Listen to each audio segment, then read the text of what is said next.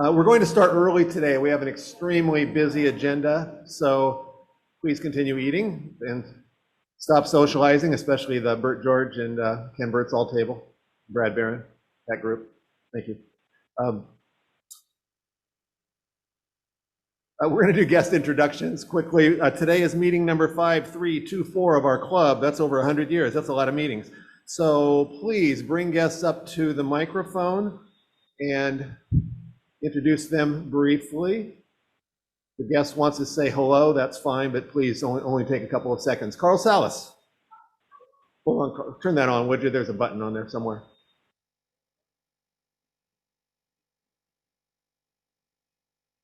Hello, hello. Hey, President Steve, good to see you. Hi, Carl. Hey, she knows more people here than I do, but this is Shiloh Ballard with a Bike Coalition of Silicon Valley. Hi, Shiloh. Welcome.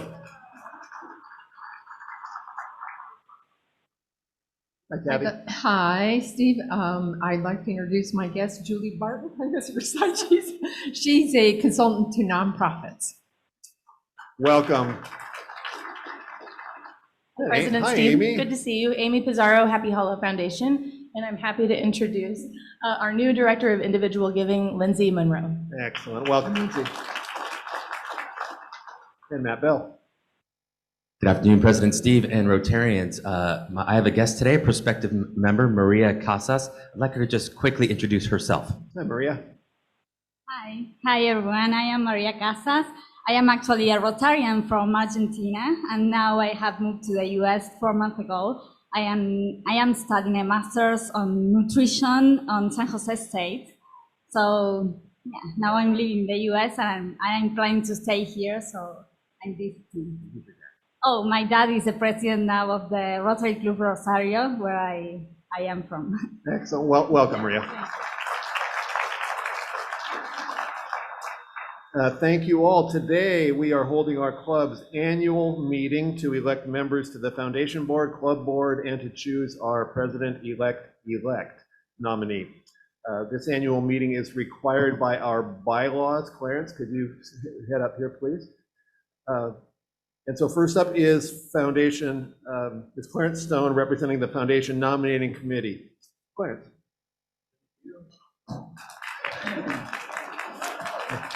Thank you, President Steve. I appreciate it. I want you all to know this isn't going to be any fun and games today. Steve said, please make it quick, so I'm going to do it. No respect. The Foundation Nominating Committee, Christine Burrows, Dave Davis, Club President Steve, President-elect Sal Pizarro, and Club Treasurer Darren Sparks, along with myself, is proposing the following trustees be re-elected to a new 2-year term starting July 2022. Those are Christine Burrows, Tom Combs, and me, Clarence Stone.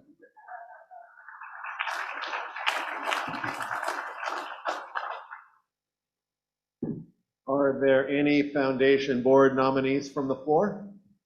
Seeing none. Anyone opposed? These nominees are unanimously re-elected to a 2-year term for 2022 to 2024. Congratulations, Christine, Tom, and Clarence.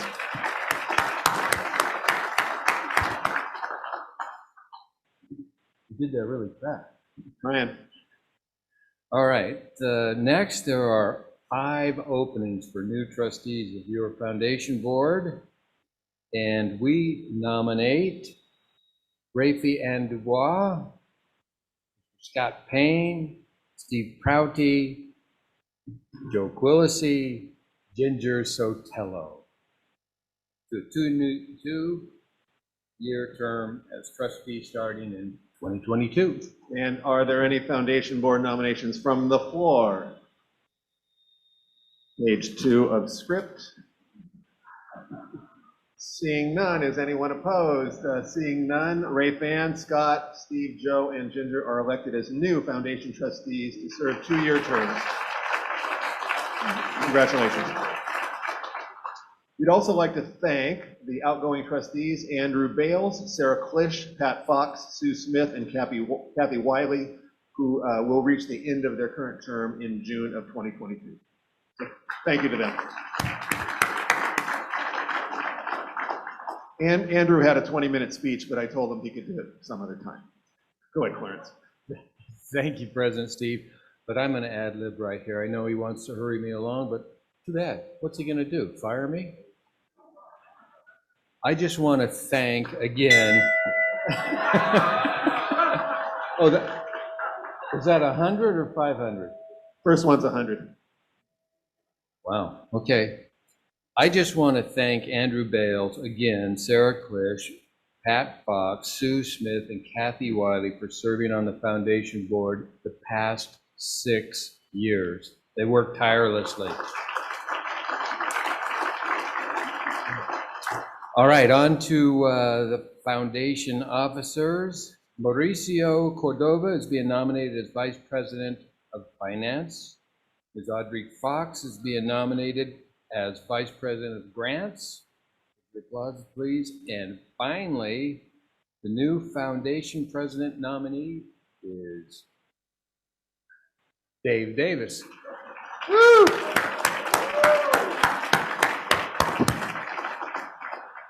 Are there any other nominations from the floor? Seeing none. Anyone opposed?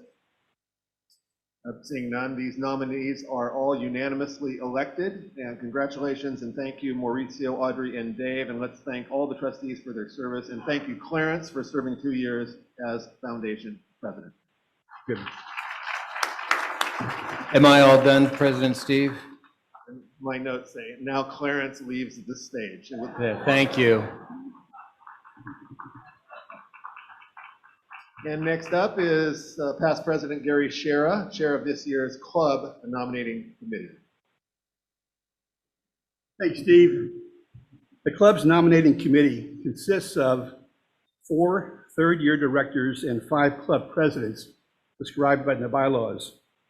They choose 4 new directors who must have been in the club for at least 3 years and have demonstrated active volunteer leadership of club activities.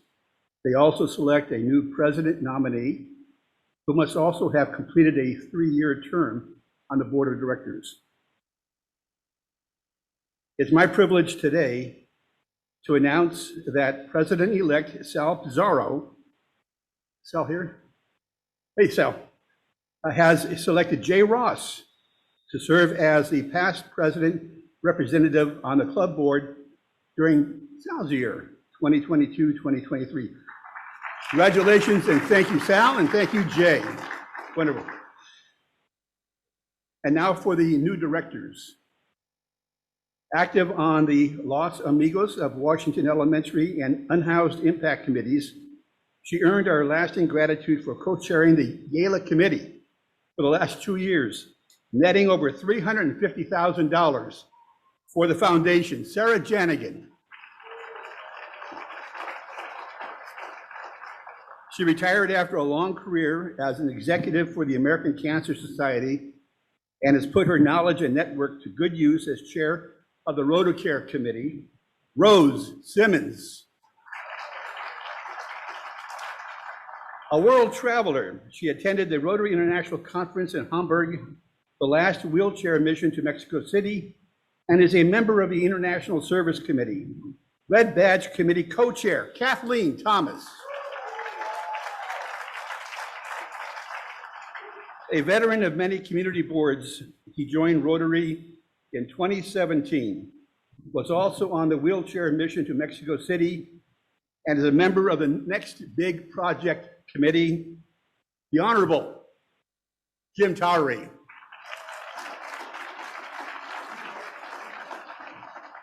Are there any other nominations from the floor?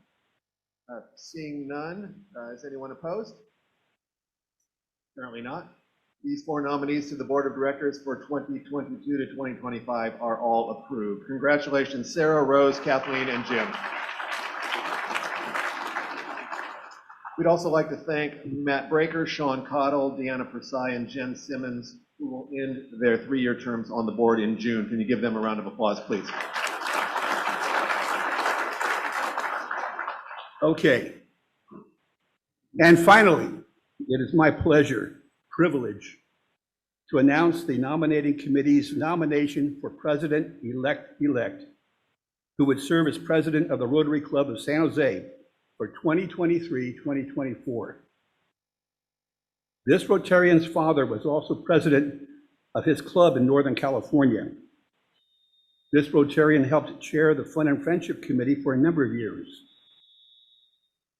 Served on the club board of directors from 2018 to 2020, and as vice chair of our membership committee. Getting it? This Rotarian is always on the go and works to make sure you can too. Finally, and fittingly, she took the call from the nominating committee at a Florida airport. With great pleasure and honor, on behalf of this year's nominating committee, I present the nomination for our 2023-2024 club president, Minetta Transportation Institute's Karen Philbrick.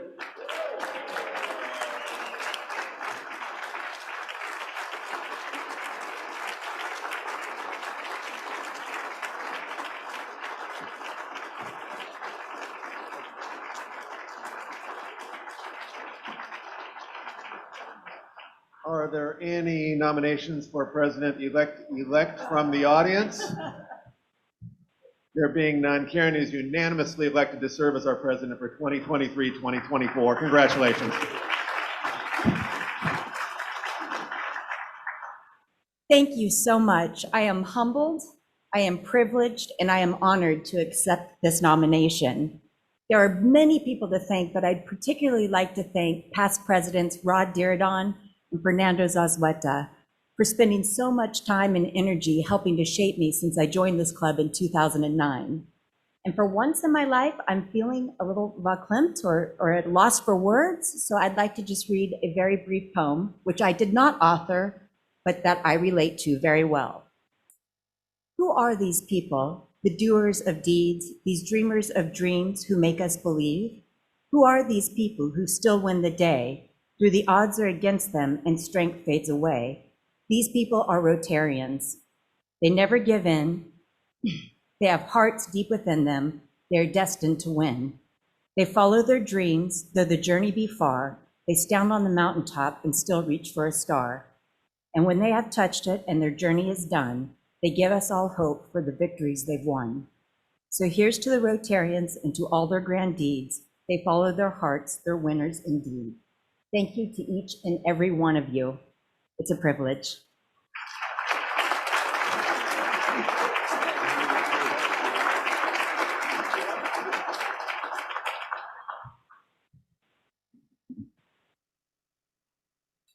That was fun, wasn't it? Christine Burrows, can you come up? Actually, my note says Clarence was going to introduce Christine. Clarence, you want to come up again? Christine, you want to head up too?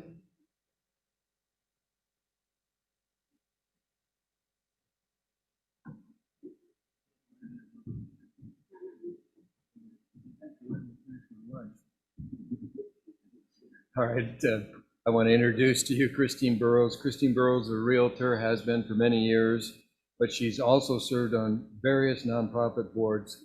Many of you know this.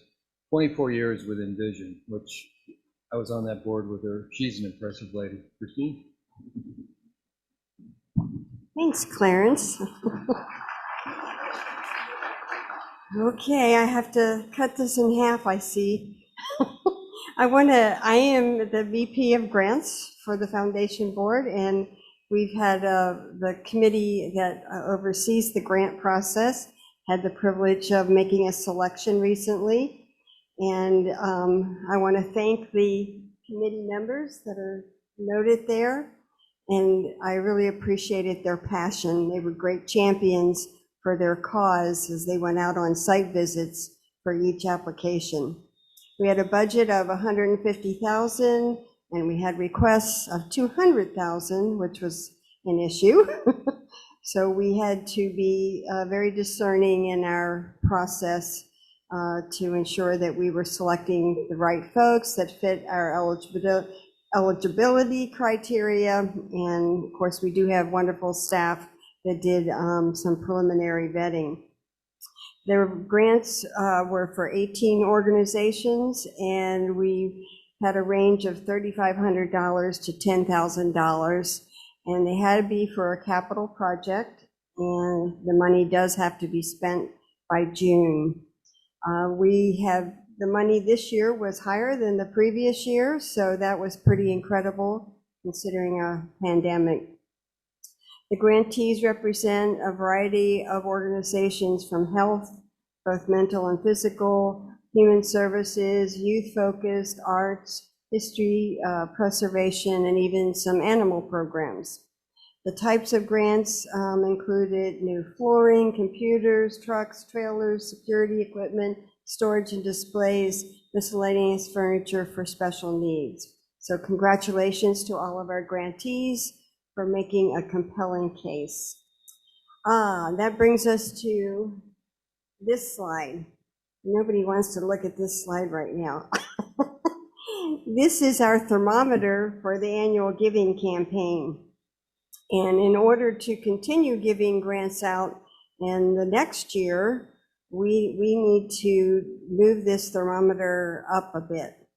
So I'm here to ask you or remind you of our mission as Rotarians to provide services and comfort, and that we have made various commitments to give and get funds to meet a demonstrated need.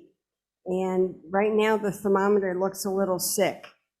So if you've not already done so, or would like to increase your donation, please make your gift this month. Today would be preferable, so that we can be assured that our activities and grants can be met again in the future.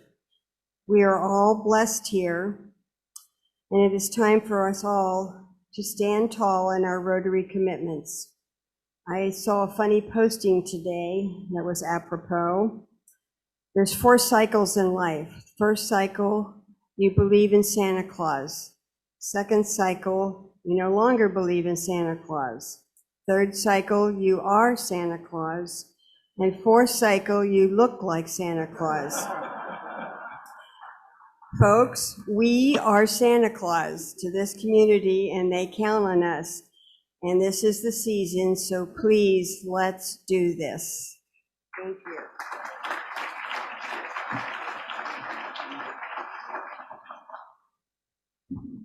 My goal is that 100% of us donate something to this. We all can donate something. So everyone, please dig deep. I hate for poor Clarence to have to come up and beat up on all of us week in and week out. So everyone, donate something. Yeah, be Santa Claus, like Christine said. SJR Doctor, you in the house? Is a doctor in the house? That was pretty good. I got one laugh out of that. Do you hear that? Is a doctor in the house? That's better. That's better.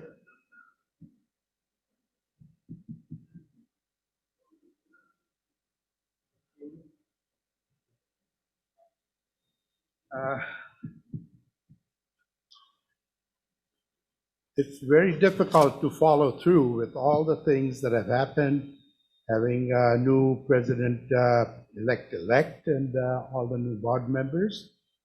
But I'd like to kind of say a few things. On December 4th, Charu and I are celebrating our golden wedding anniversary.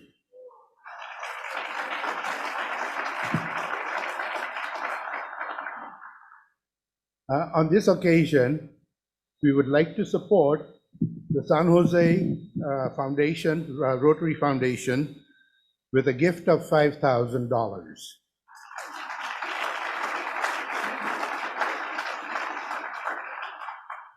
I've been involved with Rotary for about 35 years at different clubs.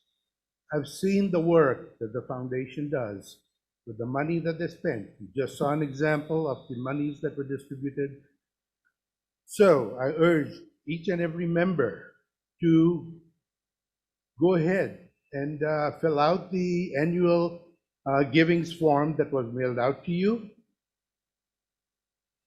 In anticipation, I am going to donate $100 for each Rotarian who contributes a minimum of $400 to the Rotary Foundation through December 25th.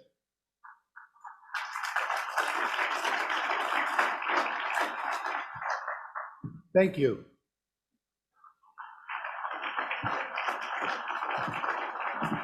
Does anybody want to stand up right now and say you'll donate $400 and take advantage of this incredibly generous offer? Stand up for a second. Just stand up and stay standing, please. Stand up and stay standing. Thank you all. Stay standing though, so we can get your names. Just now, I guess the four-way test will apply. So thank you. Maybe we'll call it the 400-way test.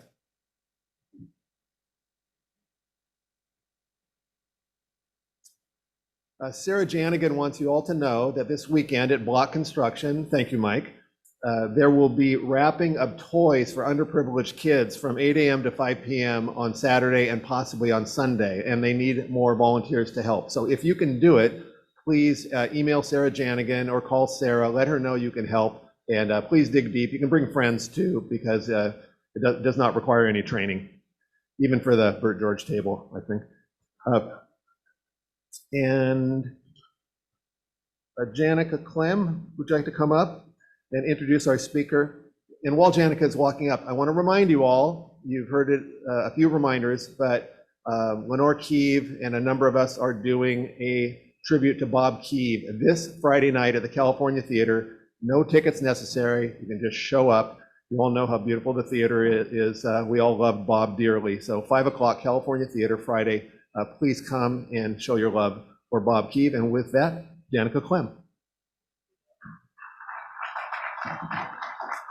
Good afternoon, everyone. So one of mine and my kids' favorite days in San Jose is a day when they shut down the streets and everybody takes to the streets on their bikes, on scooters, walking, strollers. It is a kick and something that we look forward to every year.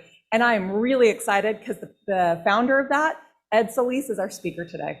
So Ed Solis is a recreation superintendent in the Department of Parks and Recreation and Neighborhood Services and has 25 years of experience in the field of recreation.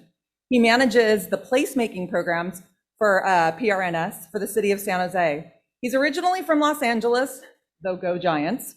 Ed has worked for the city for over 21 years.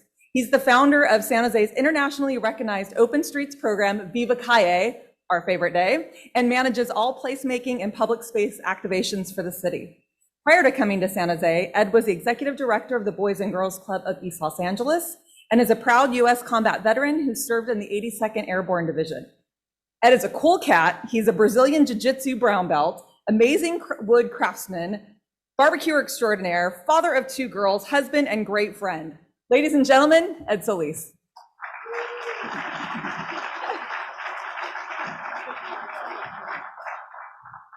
Good morning. Good afternoon. It's nice to see everybody. I'm very honored to be here with you. My presentation is usually wrapped up with a lot of humor, but since Jim said I had to be quick and I'd get fired, I'm just going to jump right into the boring stuff. And so it is my pleasure to be here with you. Before I begin speaking, I would like everyone to kind of consider this. If you look at any city in the world from above, the largest public space are streets. Unfortunately, those public spaces, those streets are only used for one thing, and that's to move vehicles throughout the city, whether it's gridlocked or not, parking, things of that nature. And so one of the things that our Open Street program does is it reimagines, it looks at our biggest public space in the city of San Jose, and we temporarily transform it for one day into a massive linear park, open to everyone, free access. And it's just one of those wonderful things that you have to see to believe. So if you haven't experienced Viva Calles, I highly encourage you to come out. We're going to have 2 more in May and June. So people often say, how did Viva Calles come to be in San Jose?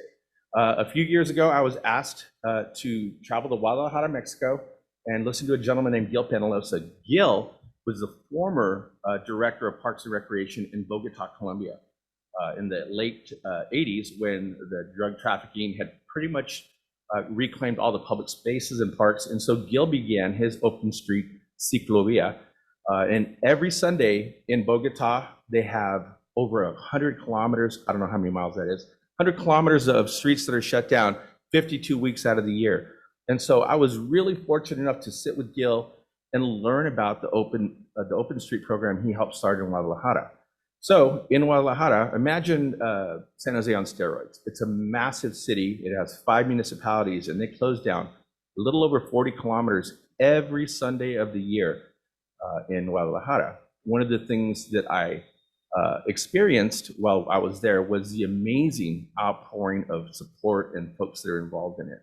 And so people look at Open Streets programs and they think of it as a bike program. It's really not. There's a lot of different impacts, but really what it is, by and large, it's a social integration program. It gets people to move around communities and streets and neighborhoods that they probably wouldn't visit because we kind of tend to stick to where we live. And so after spending all this time with Gil, I had a chance to speak with him one-on-one, and he said, every time I see you, you kind of have that look on your face, like pessimistic. I'm realistic. I'm an American. I drive my SUV to 7-Eleven to buy a Slurpee every day.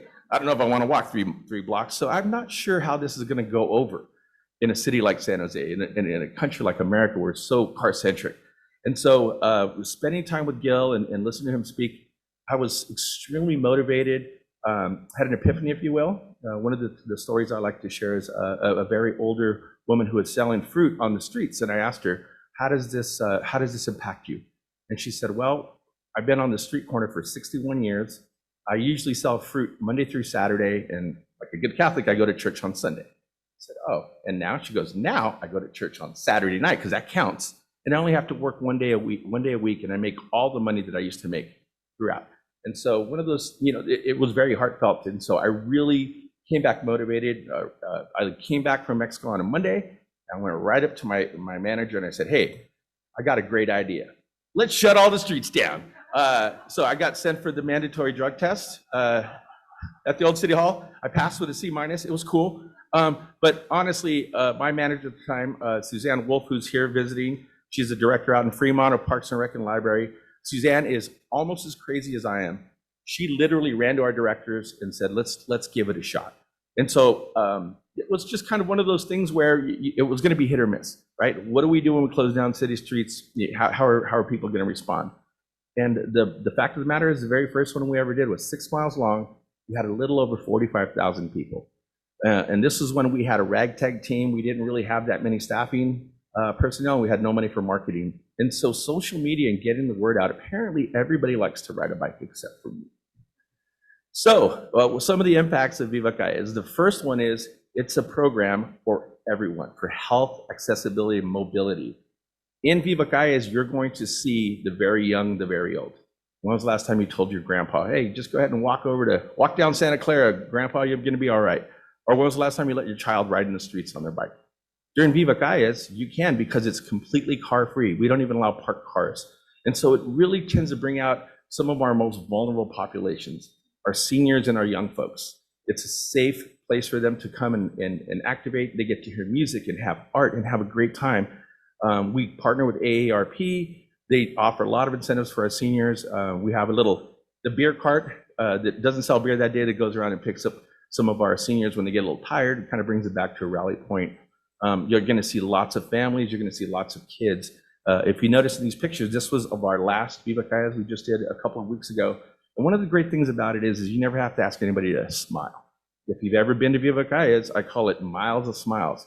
And so it really is one of those programs that gets people out, gets them an opportunity to be safe and exercise. So San Jose is a great city. It's the 10th largest city in America, but it's made up of little cities. For example, Willow Glen, downtown's downtown, east side's east side. And so nothing really connects us like Viva Calle is. We actually sit down and look at socioeconomics. We look at business districts. We look at opportunity. We look at access to open space where we create these maps. People often say, are you the guy that did? No, I'm not that smart. DOT, we sit down with our partners in the Department of Transportation, and they work out these maps with the criteria of, let's try to get people from a high income to a middle to a low income community to kind of get on the route and experience our awesome, iconic communities. I mean, there's 3 Japantowns left in the United States. There's one here in San Jose. Some of you, most of you probably know because you're downtown folks. There's a lot of people in San Jose that don't know that that exists, or that we have a 40-acre working farm in East San Jose, the Emma Cruz Working Park. where our good friends from Vegelution grow some amazing vegetables and help our communities. And so there's all these great places that we need to see. San Jose has the largest population of Vietnamese Americans outside of Vietnam. And so we have Little Saigon. We have all these eclectic communities in business districts that don't get visited because people tend to stay in their communities. Viva Calles creates connection through a minimum of 6 miles of city streets. And one of the biggest impacts that people don't really realize until you're out there is that bike equals business, right? Whenever I go out and I meet folks from the community, especially business folks, they're like, "This is the worst idea you've ever had. You're going to kill my business because you're shutting off my parking lot." Every year we do this, we get over 100,000 people. So what I share with folks is, do you want 10 parking spots, or do you want 120,000 people to come by on their bikes and see your business? Everybody on a bike has a cell phone, they have a wallet or a purse, and they're looking to either have something to drink, something to eat, or to buy something. One of my favorite stories is my good friends over in the Willow Glen business area. They have a mortuary out there.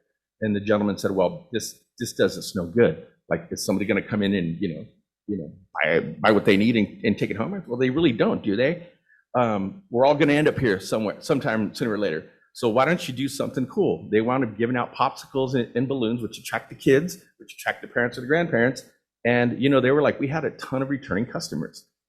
We partner every year, once a year, with our good friends, Dr. Philbrick's group, the Minetta Transportation Institute, who do a pro bono survey for us.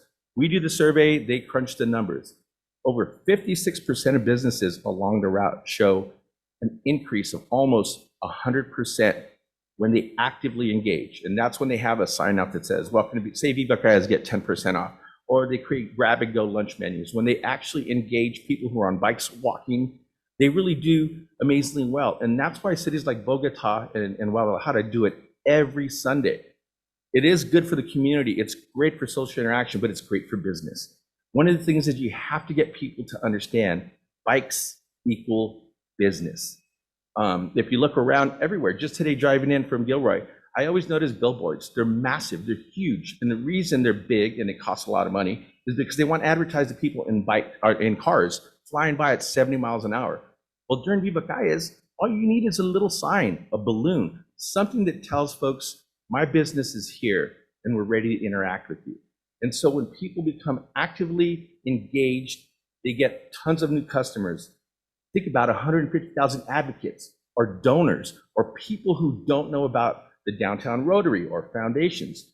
This is an opportunity for us to free market not only all the amazing people we have in San Jose, but our great businesses, our communities, and our different types of foundations and worthy causes that are here in San Jose. When we do our survey, the majority of the people come from San Jose, but we have people who come from as far as Santa Rosa all the way to Salinas. We've had people come from out of state. We've had people come from out of the country. And so open street programs are extremely popular. And I'm just very fortunate and very happy that we have one in San Jose. It's been, it's just been an amazing trip from visiting Guadalajara to actually being here today to talk to the downtown Rotary about the impacts of our program.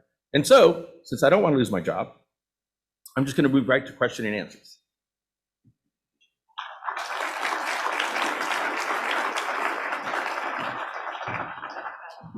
All right, so if anybody has questions for Ed about either the Open Streets program, Viva Calles, or some of the other placemaking work that he and the city are doing, for those of you on Zoom, please type them in and I will be sure to follow that. And first we will start with, hello, Rod. Rod Dearden. How are you, Danica? Good to see you. Ed, in Europe, many of the most wonderful cities in the world close down their whole downtown areas for either weekends or maybe sometimes permanently. Florence, Pisa, parts of Paris, and so on. Is this a precursor for that sort of a way of re-pedestrianizing the downtown areas? That's an excellent question, sir. And I think if you look at a place like San Pedro Square, where we've kind of piloted closing the street, expanding businesses out into the street, which offers you more opportunity for outdoor seating. Obviously, we're in a pandemic. I think it's very successful, and we are currently looking at different places throughout the city. I think it's wonderful. I've been to Europe. I've been to a number of these countries, and yes, it has such great impact. It's costly, and it's something that we'll have to look at further down the road. Thank you. Lovely presentation. I appreciate it. I was wondering, I love the fact of getting people out of their cars and walking, and I was wondering if you had any carbon metrics or lowering our carbon footprint. Absolutely. And so that's another impact of Viva Calle is, of course, with the shortened time. So we do vehicle counts for the entire route. Months and weeks leading up to Viva Calles, obviously there's no vehicles on the route. And so we take those numbers, we crunch them, and the EPA formerly had a formula. It disappeared for a little bit, but it's back now. And so we do utilize that formula to generate a number. I want to say on an average between 6 and 7 miles, it's about 160,000 cars, and it's about 320 tons of carbon emissions that are eliminated. Hi, Carl. I wish you could monetize that, Ed. I mean, you say it's costly to close the downtown, but I want to tell you, I worship at your altar. We love Viva Calle, like you do, Janica. It's wonderful. Hey, I wanted to ask you, so Bogotas, that I think 100 miles is 100 kilometers is 62 miles.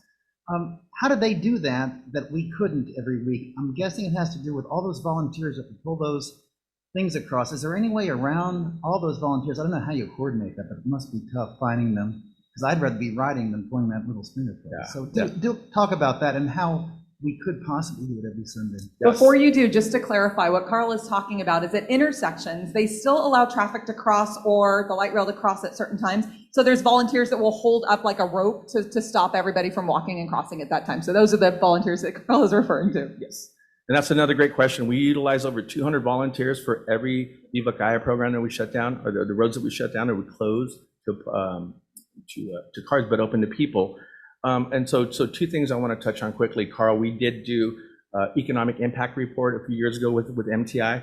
63% of the people surveyed said they spent more than $21 during the day. I don't know why 21 PhDs, they come up with these funky numbers. I know my wife spends like $100. So 63% at 150,000 attendees is a little over $500,000 of economic impact just for those businesses. But yes, the countries like Guadalajara and Bogota and a lot of parts in Europe, they utilize volunteers. They have a static route, which means they do the same route every Sunday, so people know what to expect. And for the most part, they can do what we call a soft closure. They can put up a chair with a ribbon on it, and people understand not to move through there. And so with more frequency, I think we can cut down on the volunteers, and I think we could probably scale it up. So yes, volunteers are always needed. You can go to our website and check it out. But yes, that's part of getting it to be a little more regular. Thanks, Ed. Before we go to the next question, can you explain a little bit more? So for those of you who have not participated, not only are the streets closed and people are able to go to those small businesses, but also there's activation hubs. And I think that's part of the coolest part is that the activation hubs, explain what those are, sort of what the activities have come out, and the fact that it creates this basically street festival. So it's not just riding on the streets and visiting, but actually what is going on throughout the day. If you can explain that a bit, please. Yes, and our activation hubs have free bicycle repair thanks to Good Karma, REI, a bunch of folks who come out and volunteer, their time and their services. So we have free bicycle repair, we have first aid, we have porta potties, we have music, we have resource tables. Thanks to people like Google and the Health Trust and all of our partners who sponsor these hubs, everything is low cost or free. And so it's a chance to get off your bike, get off your skateboard. Some people skate, that's crazy. Take a break, hear some music, get some food, and then truck along. We usually have between 3 and 4 activity hubs per 6-7 miles that we do. So it's a nice little stop, it's a nice little break. It's been everything from climbing walls to actual games for the kids to there's always music and there's always groups that come out too. So not only at the activation hubs, but our favorite thing to do is find the people from Bike Party who have a trailer with a speaker on it. We just follow them along. So we got music the whole time and bubbles the whole time. Yes, please, question. I have 2 questions. The first one is, when is the next Viva Calle? And my second question is, in the past, I've gotten really great T-shirts from that event. Will you, going forward, always have great T-shirts for Viva Calle? Yes, those are two of my favorite questions. So I'll work backwards. Yes, we design a new shirt every route for Viva Calles. We utilize local artists. Sometimes we do it in-house, and so those are a big hit. And then the first question was? When? Oh, yes, so May and June of 2022, please keep an eye out for the dates. As a matter of fact, right after this meeting, I will be heading back to City Hall to discuss routes, where we're going to do them, and then kind of nail down the dates, because as the pandemic, more dates are available, but we also have to coordinate with things like the Jazz Festival and all the big events in San Jose. So we'll get those dates locked out, and you should hear something very soon. Thank you very much for what you're doing for the city. You also do something else that I think is really tremendous, and that is the green bags out there to help the unhoused keep their areas clean. They want to keep their areas clean. We've got to make it easy for them. I mean, I've got a garbage can underneath my sink. I've got one in my bedroom. I've got one in my bathroom. And I've got a garbage can in my garage, and I just take that out the street and I get rid of my garbage. What can we do to help the unhoused even more with their garbage? They want to keep their areas clean too. Thank you for your answer. Yep, excellent question. And so for those of you who aren't familiar, we have San Jose Beautify, which is from the mayor, Mayor Sam Liccardo. His initiative has been going on for like the last 6-7 years. And so through this funding cycle, they are going to be investing a lot of our rescue money into widening that program. And so SJ Beautify, in essence, works with blight, especially around our homeless encampments. They do offer resources and trash bins and pickups. So every time we do Viva Calles, we understand that our homeless brothers and sisters are part of our community. We are going to be impacting them either in parks or on streets. And so we go out, and of course, we want to put our best foot forward. So we go out there, we try to do as many cleanups as we can. We offer those bags, but SJ Beautify is an amazing program. It could always be, bigger and more well-funded, but this year we're excited that it's going to be expanding, and we always fold in our homeless advocates, such as Home First and PATH and our different nonprofit organizations to help partner. We also do donations. So on those days, we usually ask for socks, underwear, feminine hygiene products, and we distributed those out to those different nonprofits. Thank you. Hi. Hey, I love your presentation and your program. A lot of local businesses are suffering and hit hard because of the pandemic and everything. And just this morning, I volunteered for Sam to help his Shop Local campaign with video production, anything I can do, writing scripts or anything. With your expertise, this kind of fits with a possible, collaboration with his campaign. What would you suggest for him and the group, the organization, what they can do with your experience and what you have done? How can you drive more people into Shop Local? Viva Calle every Sunday. Viva Calle every Sunday, yes. That's it. That's an easy answer to that. But yes, we work very closely with the mayor's office, and we do try to incorporate different resources and things of that nature. And this is what I would like for you folks to leave with today. Think about what you do and how you could partner with Viva Calles. We have a captured audience of 100,000 people plus. And that's why we love our partnership with MTI and San Jose University, the local high schools. These are people you can survey, you can count, you can tap into, you can market to, think about it tonight. Send me an email. Let me know how you'd love to partner. 7 miles of city streets are massive. There's room for all of us. So there's a ton of ways we can capitalize on the folks, capitalize on the day. And so, yes, but again, the impact to local businesses, bar none, is probably greatest on the day of our Viva Calles program. Ed, I just got in the chat, I want you all to know that Councilmember Foley just said that council approved additional funds for Beautify SJ last night. So that is good news to share with everyone. Yes. Also, can you talk a little bit about the challenges and the funding model that works with Viva Calle? So this is not something that just comes together. You obviously need funding. You've got the Abierto money that's come through, but how have you been able to fund this? What does that look like, and where are there opportunities when it comes to putting it? Great question. And so because we are a city-run program, we do, in many ways, we benefit from being a city-run program. We're one of the very few ones in the world that is actually run by a government entity. Most are run by nonprofits. And so there's a plus and a minus.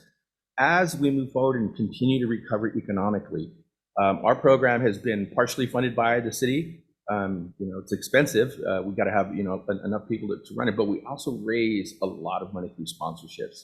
Again, Google, Health Trust, Public Health from the county gives us multi-year grants because, again, you look at it as a bike thing, but it really is a public health thing. It gets people out, it gets them moving.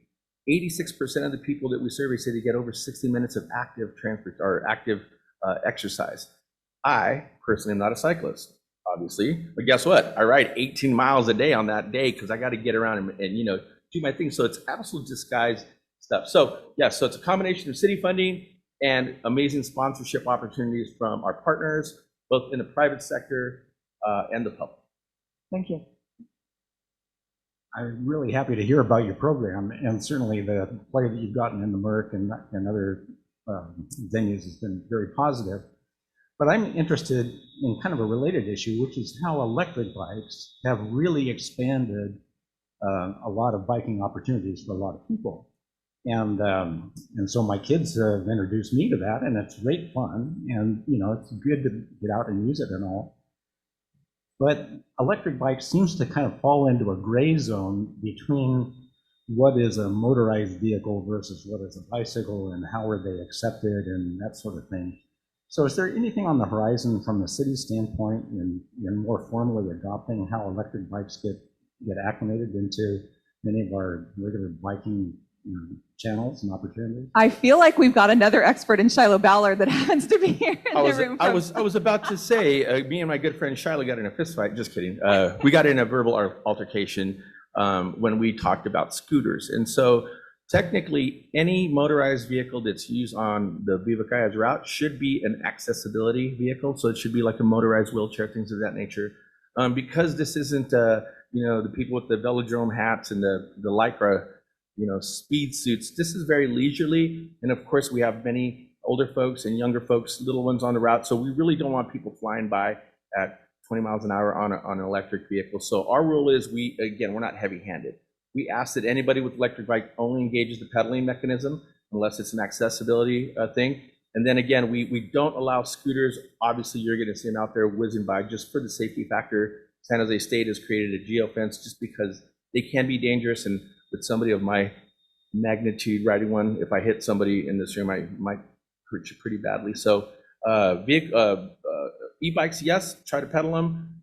Scooters, no, but obviously there's a place for everyone on 7 miles of station. You bring up a good question, though, is the usage of e-bikes and scooters when it comes to the green bike lanes, when it comes to bike lanes. And not just for Viva Calle, that's sort of their policy, but I think it would be something interesting to revisit. I'm going to put that in the back of my brain for another program. Nice. Thanks for your presentation. Mike Fulton here. I don't own a bike anymore. I talked to somebody at our table, they don't either. A lot of references to bikes here. Bikes mean business. Can you tell us the proportion of pedestrians to bikers on the streets that day? Yes, absolutely. And so because of the length of the route, it traditionally is more bicycles than anything. I believe it's in the 80 percentile range. But we do have groups of people who have longboards, skateboards. You see a lot of people, what they're doing now, we've incorporated Run Viva Calles. We do close the street down at 7 and the program begins at 10. And so for those 3 hours, we notice a lot of people like to go out there and just kind of run their own thing. They're kind of doing like their own mini marathon. And so we do have a lot of people running now, skating, it's taken off. Again, because of the distance, I think most people tend to use bicycles, but you do see a lot of other modes of transportation. Myself, personally, I don't know if I could walk 6 miles up and 6 miles back. Just saying, a little heavy. But yeah, it's majority of bicycles, but you do not need a bicycle to come to Viva Calles. And if somebody opened a bicycle rental business, I'm just saying you could use them. The other thing too, as a user, I want to throw in that because of these activation hubs, the last Viva Calle started, well, depends on when you started. One of the activation hubs was in Willow Glen. So close to our house, you can walk over to one of the activation hubs and you can just hang out there and watch all the people and do a bunch of people walking. You don't necessarily have to do the entire route. And you can still be participating, supporting local businesses, being out, being in community, seeing all the people that are out there having a great time. There's usually music outside at the activation hubs. Always, yeah. So I would highly encourage, if you don't own a bike, you're not up for the whole 6 miles, Come out and just see what's going on. You'll be sure to see me and the kids on our bikes for sure riding by. Another question. I'd like to compliment you on what I think is a great program. My name is Tim Hagstrom.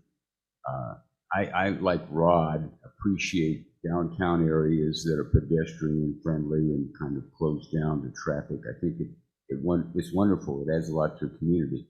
I'm interested in the small business resistance to the idea. And you cited some research about that. And I know that a lot of businesses feel like they don't get the drop-in traffic that they might get if cars were allowed into those areas. And so they're kind of opposed. Does your research specifically tell you any difference between restaurants and bars and other businesses in terms of whether or not you can see an increase? Yes, thank you. That's an excellent question. Yes, our research shows that most people are going to frequent somewhere to eat or drink along the route, but those who actively engage, and that means when you think about the losing my 10-car parking spot and gaining access to 100,000 people who are coming by, when you think of them as customers, right, just like we think of cars as customers, it opens the minds up to creativity. So there's a gentleman in East San Jose who cornered me in the parking lot and wanted to beat me up, and he's like, "Man, what are you doing?" Yeah, I'm an old man. I sell huaraches. I hand make these things, and how is this going to affect where I'm at? And so I said, "Well, where are you?" So there's a gas station that allows him to kind of do stuff for free towards the back. I said, "Why don't you ask if you can move it up to the front, make sure you have bags, and make signs so people know what you're selling and what you're doing." And so he had a few choice words for me in Spanish. So that Sunday I went over, and it was like he was my long lost uncle. Híjole, he sold all those things. He's like, "I get it." Again, you're going to have to change your perception and what we think as Americans. If everything is centered around our cars, right? Everything's about a car, parking. Business customers. It's just not true. So small businesses that don't sell something to eat or drink, when they get creative, they tend to sell out. So our good friends in Japantown started their own business intelligence. They looked at returning customers and new customers. So the Sunday before, about 80-something% are returning customers. The 20 to 15% of new customers, it flips during Viva Calles. So Roy's Coffee Station runs out of coffee, out of milk, out of tea. Obviously, that's someplace you want to go, but some of the places that sell antiquities across the way did really well too when they changed their business model. Don't think of a car, think of a person on a bike. How are they going to buy this bell and take it home with them? How am I going to market it to them? And so it just takes that little bit of not only awareness, but sometimes you've got to sit down with these businesses and help them think outside the box. And so, yeah, it's getting there. But again, because we do it so infrequently, a community might get Viva Calles this year, and then we'll get it for a couple more years. So we got to kind of go back and re-engage those businesses. But yeah, mostly food and drink. Huh? Hi, thanks. Great program. I'm not sure if I misunderstand or not, but you just clarified it. It happened this year, won't happen for another couple of years in a particular community. If all the facts about the success are true, why not be consistent, or is it a consideration to be consistent and have the same closure and then find the next area that you would do the same thing for and essentially expand the program that way instead of hopping it all over? Because it would seem like that inconsistency isn't going to get you the energy you want. Thanks for your energy. Yes, Great thank you. And that's an excellent point. San Jose, again, is a big city of little cities. We have 10 mini mayors. Everybody wants Viva Calles, which is a good thing, right? And so that's why we've got to spread the wealth around. We love downtown San Jose, but again, we get people from downtown to the east side to the west side. One year we went down Monterey Highway. That's a long way to ride your bike or to walk or to skate. And so, yes, there's been a lot of discussion around this. Quick fact, in Mexico, they have the PRI and the PAN, right? Basically like the conservative and the liberal. They hate each other so much that anytime one government wins, everybody loses their job. There's no unions. There's no grievance. You're out of your job. That's how much that's how bitter it is. The only thing that they voted to fund in perpetuity is their open streets program. You know why? Because it makes a lot of money. It brings a lot of customers to their mercados, to their open spaces. All right, last question for you. Okay, I'm going to ask a question not about Viva Calles, but more about placemaking and helping people get around downtown. I'm managing director of Opera San Jose. We bring in tens of thousands of people from largely outside of downtown. They don't realize that they can walk to the historic district, or they can walk to the Fairmont, or that, you know, there is, I mean, we have this wonderful paseo through the middle of town, and most people don't know that they should stroll down there and go to a cafe. Is there a plan to make more sign, you know, waymaking? I think that's the term, Wayfinding, right? yeah. And that's, I often tell my coworkers, stay in your lane, you know? Don't get in your business. So I'm going to stay in my lane. That's actually a question for the Office of Economic Development. I know my good friend Sal Alvarez works on the wayfinding, so we have been doing a little bit more of that for folks downtown. There have been some piloted programs, but again, placemaking is fairly new to San Jose. Again, it's changing perceptions. It's changing the way we look at our public spaces, and it's new. So hopefully as we start to engage more, as we start to invest more in our public spaces, these will be things that are just kind of baked into it. Wayfinding, geo-mapping, things of that nature. And I know I'm about to lose my job, so I wanted to thank you all again for your time and your energy. I know it's hard to listen to someone speak after you ate, but San Jose is an amazing city, and with your help and support, it'll continue to be so, and maybe even more so in the future. Thank you. Ed, I am so grateful for your energy, for your vision, for all that you have done to close these streets. Again, it's something that if you have not participated in yet, please get out and participate. Super grateful for all that you are doing, and thank you for coming today. One more moment, Ed. Thank you, Ed Solis, and we will be making a donation in your name to Viva Calle, of course. Hey. All right. Thank you, Ed. Tim Gill, can you come on up?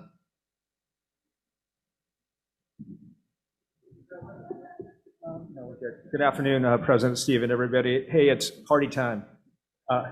In 2 weeks, we're having our annual holiday luncheon. Ray Van is all the way from the North Pole. No, I'm from South Pole. I didn't know that they had annex in South Pole. Tell me about that. the South Pole. We are the hospitality division of Holiday Spirit. Well, Ray Van is showing you the latest in Elfware for 2021.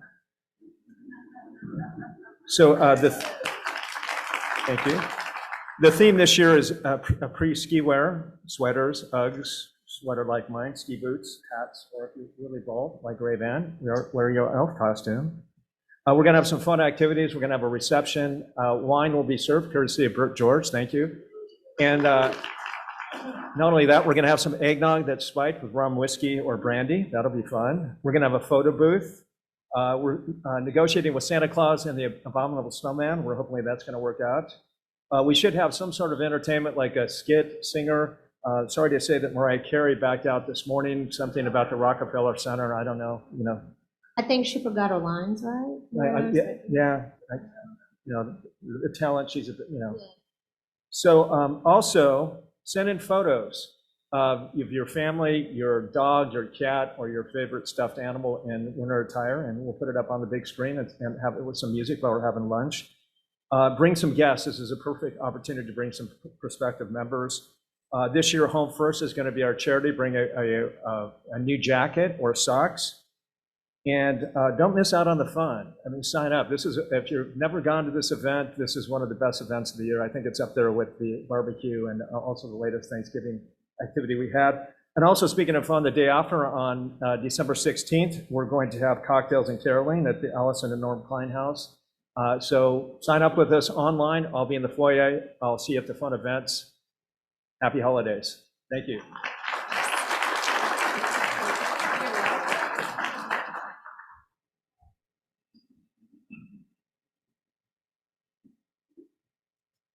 Next week, our speaker will be Dr. Ilya Gorzoris. I'm not sure I pronounced it correctly. I'm quite certain I didn't. But I hope you all had a nice Thanksgiving last week. Let's have a wonderful holiday season together. And please come next week and the week after. With that, meeting adjourned.